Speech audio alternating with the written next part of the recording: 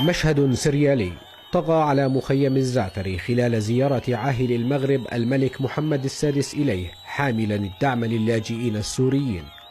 مخيم اللجوء مثار الجدل والغبار استقبل زواره بفوضى عارمة وسط حراسة أمنية مشددة تمثلت بأسوار بشرية للحفاظ على النظام ومنع التجمهر حول الزائر رفيع المستوى. بعض اللاجئين تمكنوا من التسلل حيث الضيف فصدحت الحناجر بالهتاف والصفير، وتمكن بعضهم من الاقتراب مما استدعى تدخل الأجهزة الأمنية لتبعدهم. بدأت الزيارة بتفقد العاهل المغربي للمستشفى العسكري الميداني الذي جاء بمبادرة منه لتقديم العون والرعاية الصحية للاجئين السوريين، وذلك برفقة الأمير غازي بن محمد المبعوث الشخصي لجلالة الملك عبد الله الثاني.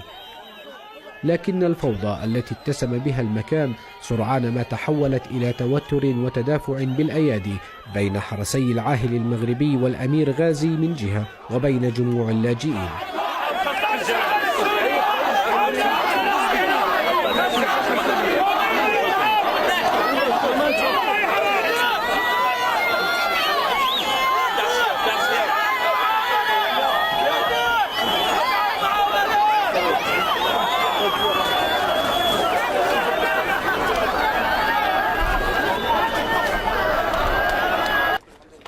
وبالتزامن مع هذه الزيارة وصلت 7 طائرات مغربية تحمل مساعدات غذائية وعينية للاجئين، والبالغ عددهم 38 ألفا في مخيم الزعتري.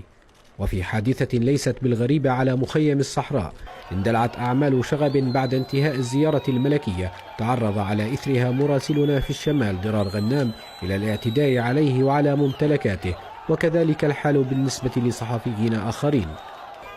في فوضى المكان في مخيم الزعتري تتوالى الأحداث والقصص أمام الكاميرات وخلفها، وثمة تساؤل تشيء به ملامح اللاجئين: متى يحين موعد شارة النهاية لقصة اللجوء؟